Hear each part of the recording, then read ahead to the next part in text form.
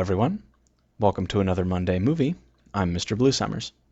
So last week I showed you how to use the matte shadow material type in the scanline renderer, and this week I'll be showing you how to do a similar technique in the mental ray renderer in 3dsMax. We're going to be putting a teapot into this scene, but first we need to sort of tweak the image a little bit in Photoshop. So what we want to do is simplify things so that we can have a camera looking straight out at 90 degrees at the horizon and not have the image look weird. So what we're going to do is, from the ruler, Control R in case you don't have it, is click drag down to where you think the horizon line is. On this image it probably is about right here. So then what I'll do is select the marquee tool and I'll click drag about where I think the smaller half of the image is going to be. And then I will click drag that selection up. So it looks like we need to get rid of about 40 pixels from the top. So I'm going to select my crop tool and I'm just going to eyeball it. It doesn't have to be perfect. And hit enter. And now the image is perfectly top and bottom with the horizon right down the middle. All we have to do from here is save it out. So File, Save As. I'm going to save it as a JPEG. And I'll call it background. You can see I've already got that set up there. Okay, yeah, sure. I'm just going to jump over. And we're going to get the background set up. I'm going to do this pretty quickly because I've done this before and I know you already know how to do it. So let's get started. I'm going to open up my material editor for good measure. And we're going to go Rendering, Environment, Use Map, a bitmap. Okay, background, open, click drag as an instance. Okay, and then we need it in the viewport background. So Views, Viewport Background, Background, use the environment, and display it. Done. So now that we've got it set up in our viewport and you've followed all that, let's go ahead and get this technique underway.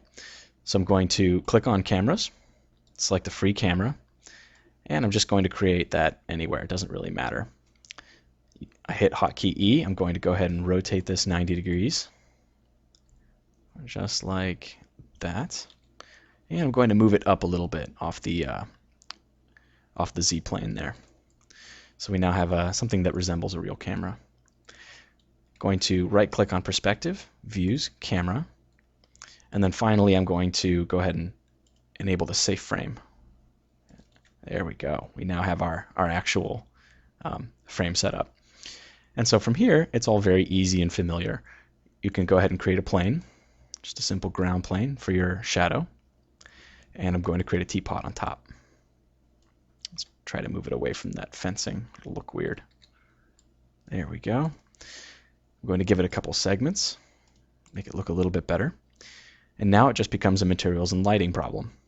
So I'm going to click on my material editor. I'm going to assign a gray material to that teapot and a matte shadow material to the ground plane. So we want this right here, matte shadow. Click OK.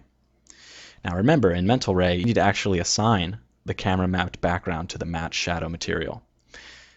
So I'm going to click drag, move it into that slot, click OK, and then drag that onto the plane object. Now, the background scene looks like it's just a cloudy day, so we don't need any kind of fancy lighting at all. I'm just going to click on Lighting, Standard, Skylight, click. And I'm going to tweak my final gather settings a little bit just because I know it'll look a little bit weird if I don't. And that's it. Let's go ahead and render, see how this looks. And there you have it. That's just what we wanted. We've got the teapot resting perfectly within the scene, approximately camera matched, and the materials and the lighting, good enough for now. But feel free to take this technique and extend it however you need.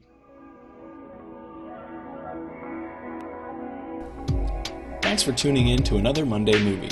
You can find all of my Monday movies as well as tutorials, resources, and downloads at my website, www.mrbluesummers.com.